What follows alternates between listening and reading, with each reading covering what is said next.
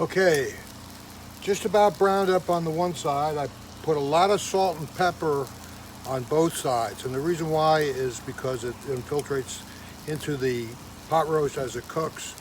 And since we're on the topic of survival lately and preparing for the unexpected, I would suggest that you go out and buy several boxes of Morton's coarse kosher salt and store those because a lot of people remember the beans and the bullets and the band-aids, but they forget the salt. And salt is something that man's been using for the millennia. Makes your food taste good, has hundreds of other uses. So I'm gonna flip it. Oh yeah,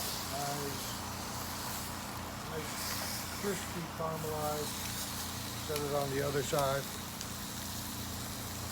Give that a couple of minutes.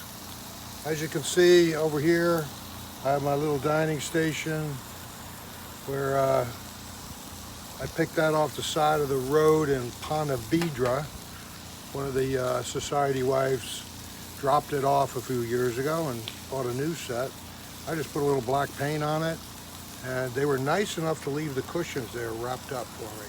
So we got those, and I have a nice little set that cost me just a little bit of time, and $9 can of Rust-Oleum. So I think we're approaching the other side. It's about three to 5 minutes, depending on the temperature of your grill. I'm gonna leave that on just a skosh longer. Now, pot roast, organic, pasture raised is the other word, beef. Now, what's good about beef? Well, it gets you your protein, we know that, our creatine, our glutamine, our essential amino acids, and omega-3s, etc. But what else is good about it? What about our other vitamins? Well, you got to remember that through the process of photosynthesis, all this grass out here is converting the solar energy into to its variety of nutrients. Basically, chlorophyll turns it into their form of glycogen.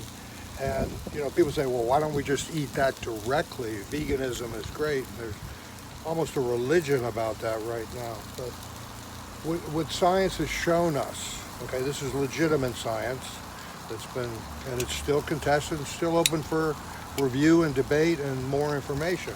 But up to this point, we found that a human can't translate the nutrients from green plants into human tissue very readily. At least a very small percentage of people can.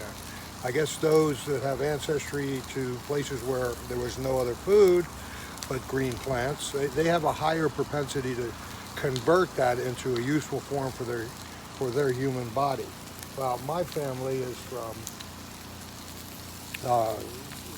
Eastern Europe, Poland, Russia, Czechoslovakia, moved into England, and Scottish, German, which, you got to remember the history of the world as it really was and as it's now being retold by genetic DNA sampling and see where people moved around. But did you know that the people that live in Egypt now were not the ones that were related to those that built the pyramids?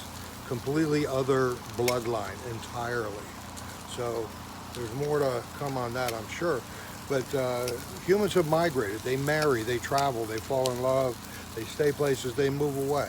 And in my family tree, and we've actually got Mongolian in there too, because remember, they were great conquerors. They took over all of Eastern Europe, and just as much as, as much or more than Rome, Alexander the Great, etc.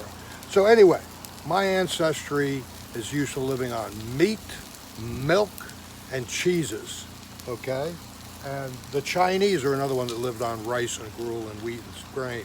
That's why Attila the Hun just annihilated them. He said, these guys got to prepare all this low nutrition food. It takes hours to cook, tons to prepare, and it's not very nutritious. My men, they kill what they need, they cook it, they eat it, and they're ready for battle. And they destroyed that dynasty.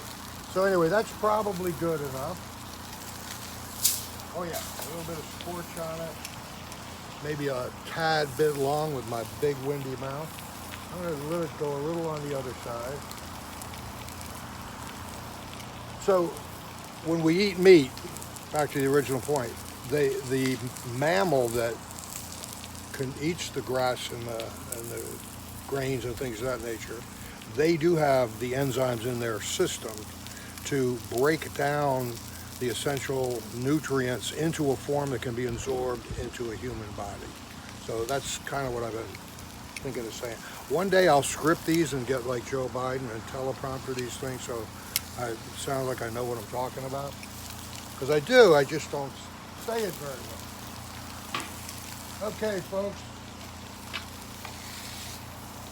There's our chuck roast. A little blackened on one side and a little on the other. I'm going to switch this off, turn off my griddle, and go inside and we'll take it to step